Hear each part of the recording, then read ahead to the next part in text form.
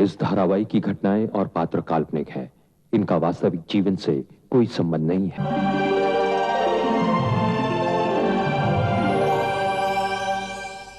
मुझे मनोहर अंकल का पता चाहिए। वो कहाँ रुके हैं? उनका पता तुम्हें क्यों चाहिए?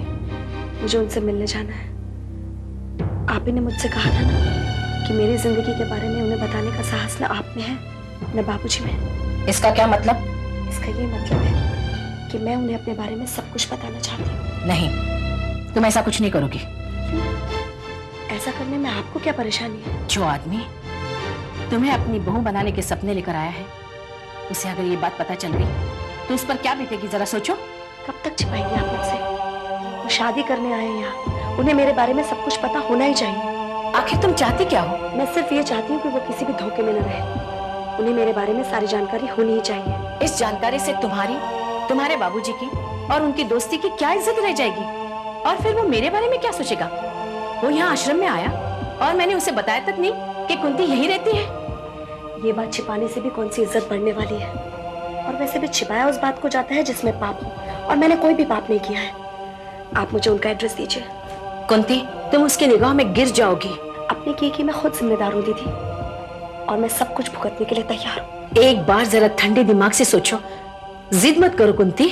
मैं सब कुछ सोच समझ कर ही यहाँ आई हूँ दीदी। आप मुझे उनका एड्रेस दीजिए, मैं उनसे मिलकर आऊंगी। और उनसे मिलने के बाद न तो बाबूजी को ये झूठ बोलना पड़ेगा कि मैं मामा के घर गई हूँ, और ना ही आपको मुझे कुंती से कुसुम बुलाना पड़ेगा। इस नाटक का पर्दाफाश मुझे ही करना होगा, और मैं ये करके रहूंगी।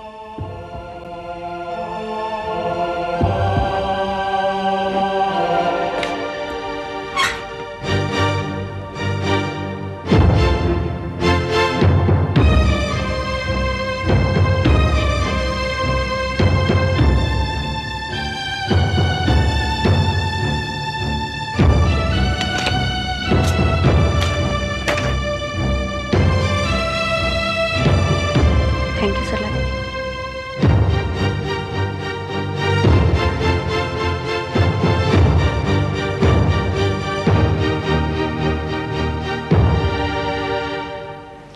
साहब नाश्ते में क्या लाऊं? देखो कौन है।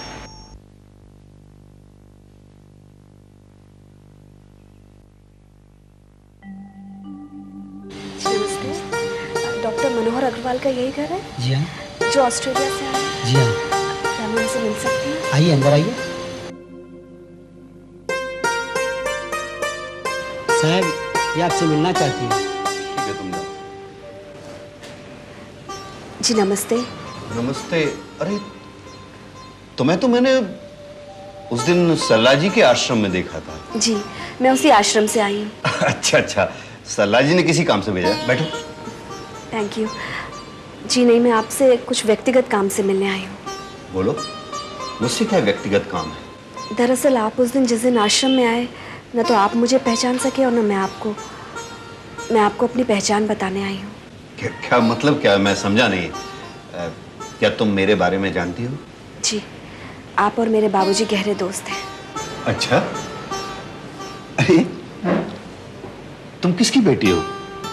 अपने पिताजी का नाम बताओ ना। मेरे इस शहर में बहुत सारे दोस्त हुआ करते थे, पर ऑस्ट्रेलिया जाने के बाद एक दो को छोड़कर सब बिछड़ गए। हालात के थपेड़ों में जिंदगी के दरख्त से बहुत से पत्ते टूटकर बिखर जाते हैं, फिर उनकी कोई पहचान नहीं बचती।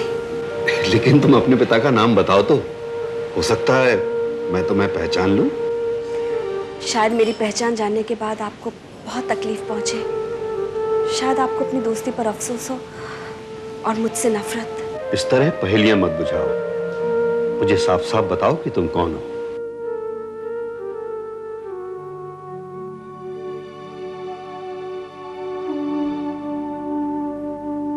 मैं आपके दोस्त डॉक्टर गजेंद्र की बेटी कुंती हूँ। क्या? जी हाँ अंकल, मैं वही कुंती हूँ जिसे बहू बनाने का सपना लेकर आप ऑस्ट्रेलिया से यहाँ आए हैं। लेकिन गजेंद्र ने तो मुझे कहा कि तुम अपने मामा के यहाँ कलकत्ता में रह रही हो। उन्होंने आपसे जो कुछ भी कहा सब झूठ है। क्या? झूठ?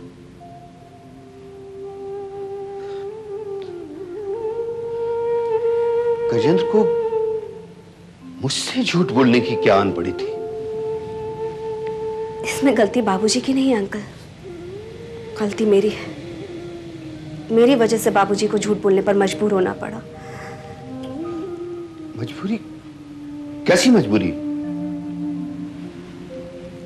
दोस्ती का शर्म लिहाज, इज्जत को ढांपने की मजबूरी।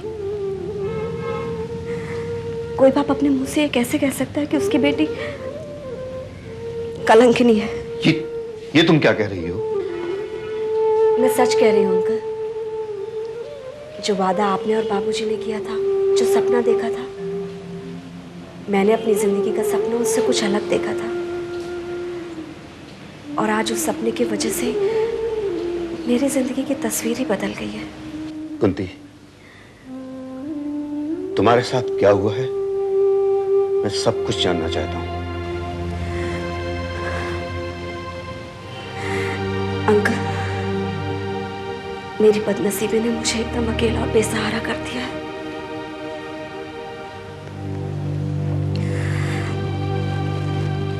माँ के मरने के बाद बाबूजी के रहते हुए भी मैं एकदम अकेली हो गई थी। ऐसे में बाबूजी के साथ काम करने वाले एक कंपाउंडर के साथ मेरी दोस्ती हो गई। हम लोग की दोस्ती कब प्यार में बदली मुझे पता ही नहीं चला। हम दोनों ने एक दूसरे के साथ जीने मरने की कस्में खाई और फिर एक दिन अचानक मुझे पता चला कि मैं अनबन के बच्चे की मां बनने वाली हूं। क्या? हाँ अंकल, मैं आपसे कुछ भी छिपाना नहीं चाहती हूँ। आप मुझे बहू बनाने का सपना लेकर यहाँ आए तो मेरी जिंदगी की असलियत भी जान लीजिए। और फिर मैं मन को बार बार कहती रही कि वो जाकर बाबूजी से हमारे संबंध के बारे में बात करें, लेकिन वो हर बार टालता चला गया। मैंने तो उससे यहाँ तक कहा कि वो मुझे यहाँ से भगाकर कहीं दूर ले जाए, हम वहां जाकर शादी कर लेंगे। फिर?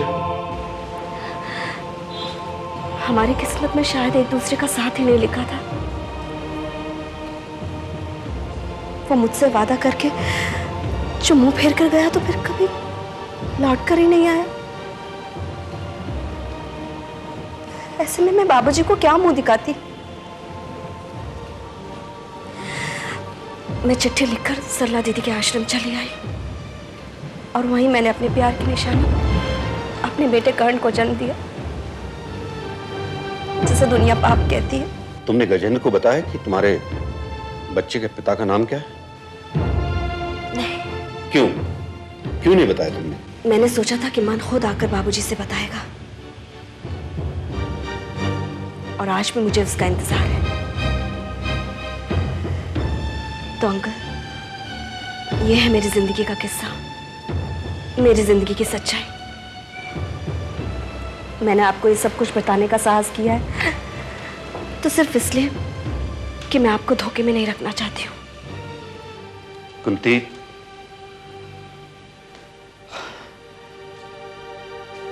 बेटे मेरी समझ में नहीं आ रहा है कि मैं तुमसे किस तरह से बात करूं। तुमसे हमदर्दी जताऊं या तुम्हारे हौसले की तारीफ करूं? नहीं अंकल, तारीफ जैसा ऐसा कोई काम नहीं किया है मैंने, लेकिन हाँ, मुझे इस बात का अफसोस भी नहीं है। सिर्फ दुख है तो इस बात का कि आप लोगों का वादा अधूरा रह गया। हाँ, शायद हमारे मुकद्दर में ही तुम्हारी जैसी बहू का ना मिलना लिखा था, वरना हम तो यही सोच के आए थे कि तुम्हें अपनी बहू बनाकर ऑस्ट्रेलिया ले जाएंगे। अंकल, आपके बेटे को तो मुझसे कहीं बेहतर लड़कियां मिल जाएंगी। हाँ बेटे, मिल तो जाएंगी, पर शायद वो कुंती नहीं होगी। कुंती तो एक कुंवारी माँ है अंकल, वो किसी की बहू बनने के लायक नहीं है। हो सके तो मुझे माफ कर दीजिएगा।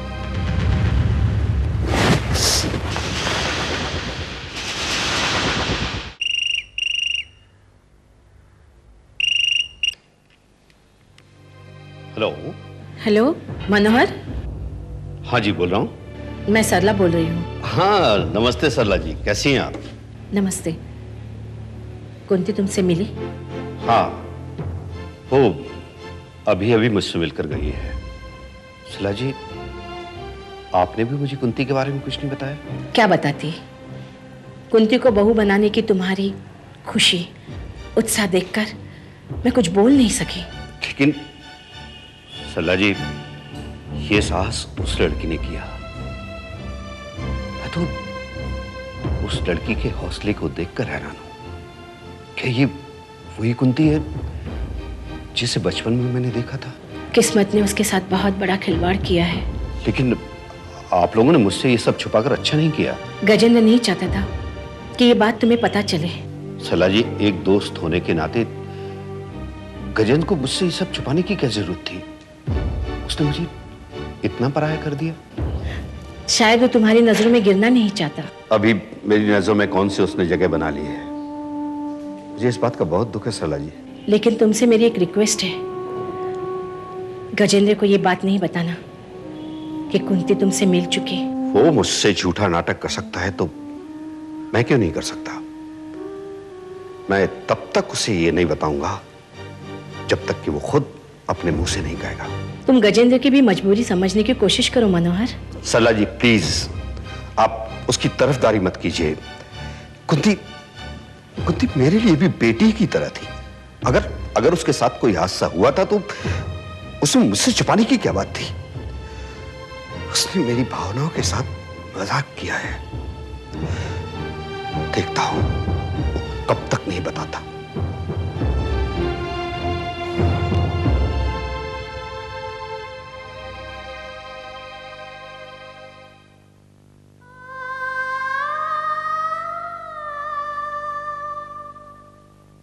कुंती, कहाँ गई थी तुम? मनोहर अंकल के पास, उन्हें अपनी जिंदगी की सच्चाई बताने। तो क्या उन्हें सब कुछ पता ही? हाँ, क्या करती? किसी न किसी को तो उन्हें बताया नहीं था, तो फिर मैं क्यों नहीं? और वैसे भी मेरी जिंदगी के बारे में मुझसे बेहतर उन्हें और कौन बता सकता था? उन्होंने कुछ कहा? कहते क्या? उन्होंने तो सोचा भी नहीं था कि मेरी जिंदगी की ऐसी हालत हो जाएगी। उनका तो दिल ही टूट गया होगा ना। शादी का अरमान लेकर आए थे यहाँ। प्रभा, अगर मुझे पता होता ना कि बाबूजी और उनके बीच में इस तरह का कोई वादा हुआ है तो मैं ये नौबत कभी नहीं आने देती। कुंती, होने को कौन टाल सकता है? और ये सब कुछ तेरे भाग्य में तो पहले से ही लिखा हुआ था ना। मेरे भाग्य की वजह से और न जाने कितने लोगों को दुख उठाना पड़ेगा। अंकल कुछ बोले नहीं, लेकिन उन्हें तकलीफ तो जरूर हुई होगी ना। तकलीफ तो होगी ही ना। शादी की सारी तैयारी करके आए हैं। मुझे तो बाबूजी और अंकल दोनों पे बहुत गुस्सा आ रहा है। माँ बाप को अपने बच्चों को लेकर इस तरह के वादे नहीं करने चाहिए, क्योंकि माँ बाप अपने बच्चे की जिंदगी को लेकर, उनके भविष्य को लेकर सपने देखते हैं। और बच्चे जो अपने भविष्य को लेकर सपने देखते हैं, उनका वो क्या करें? माँ बाप अपनी जिंदगी का सपना भी देखते हैं और बच्चों का भी। ये सही नहीं है। बच्चों की अपनी जिंदगी होती है, उन पर माँ बाप को अपने फैसले थोपने नहीं चाहिए। ये सब कुछ होने के बाद, यानी सब कुछ जानने के बाद, अगर उन्होंने कोई और फैसला किया तो क्या मतलब? मतलब ये कि अब भी अगर वो तुम्हें अपनी बहू बनाना चाहते तो तुम क्या करोगी? प्रभा, ये क्या कह रही है तुम? मैं मन के बच्चे की माँ हूँ। अब मैं किसी की बहू नहीं बन सकती। अगर वो तैयार है तो तुम्हें एक अच्छी जिंदगी मिल सकती है। मैं अपनी जिंदगी का दाग लेकर जी सकती हूँ प्रभा, लेकिन किसी की जिंदगी के लिए दाग नहीं बन सकती।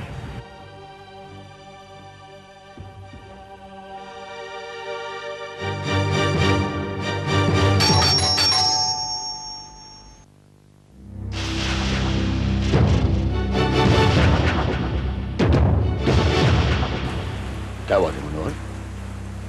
ऐसे क्या देख रहा है? अंदर आ। देख रहा हूं कि तू मेरा वही पुराना दोस्त है ना, जो मुझसे बात करने, मुझसे मिलने के लिए बहाने ढूंढा करता था, और राज, अचानक ऐसा क्या हो गया? ये तो तू ही बेहतर जानता है, लेकिन तू वो पुराना गजेंद्र नहीं रहा, तू बदल गया है। तेरा भ्रम है, ऐसा कुछ नहीं बदला है। तो फिर तुझे मुझसे मिलकर वो खुशी क्यों नहीं होती जो होनी चाहिए? तू क्या सोचता है कि अब बचपन की तरह मैं तेरे सामने उछल कूद मचाऊं तो तुझे मजा आ जाएगा? है? अरे छोड़ अब इस बात को, चल अंदर बैठ। इसे नाराज नहीं हुआ करते। वैसे गजेंद्र, तू मान या ना मान, लेकिन यार जमाने के बदलाव के साथ साथ इंसानी मूल्यों में, उसकी मान्यताओं में भी एक गिरावट आई है। आदमी दिन ब दिन बेईमान होता जा रहा है। कहना क्या चाहता है मैं समझा नहीं। आदमी अपने आप में सिमटता जा रहा है, सेल्फ सेंटर होता जा रहा है, दूसरे की कोई परवाह ही नहीं, और यहां तक कि अपने आप से बेईमानी भी करता जा रहा है। ये देश देना तूने कब से शुरू कर दिया है? अब छोटी मोटी बेईमानी तो, छोटी बेईमानी बड़ी बेईमानी, इसका फैसला कैसे होगा? देखो, बेसिकली या तो आदमी ईमानदार हो सकता है या बेईमान हो सकता है। ईमानदारी और बेईमानी की हर एक की अपनी परिभाषा हो सकती है मनोहर। एक बेईमान को भी खुद को ईमानदार समझने और कहने की आजादी हो सकती है। गजेंद्र, लगता है तुम मेरी बातों से परेशान हो। नहीं, ऐसा नहीं है।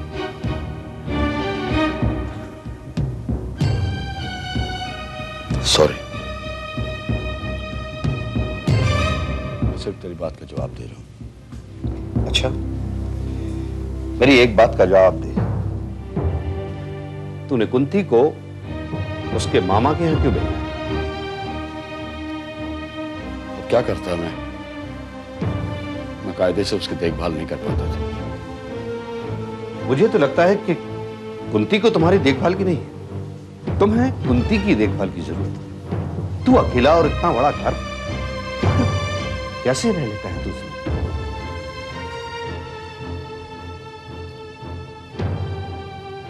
तो अकेले नहीं रहता। अच्छा हुआ आदत डाल दी। यूं भी कुंती हमारी बहू बनकर हमारे साथ ऑस्ट्रेलिया जा रही है हमेशा के लिए। क्यों? अरे हाँ, मैं तुम्हें एक बात बताना तो भूल ही गया।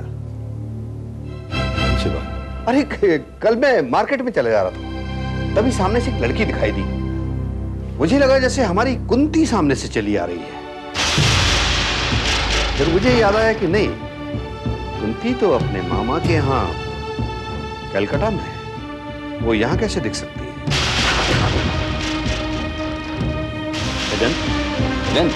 Are you all right? ऐसे ही कल शाम से सिर दर्द था यार, रात बुखार भी लग गया था। एक डॉक्टर होकर इस तरह बीमार रहना ठीक बात नहीं है। अगर तुम अपना इलाज नहीं कर सकते तो मैं एक डॉक्टर हूं, मैं तुम्हारा इलाज करूंगा। नहीं, ऐसी कोई बीमारी नहीं है मुझे। अगर हो तो निसंकोच बता देना।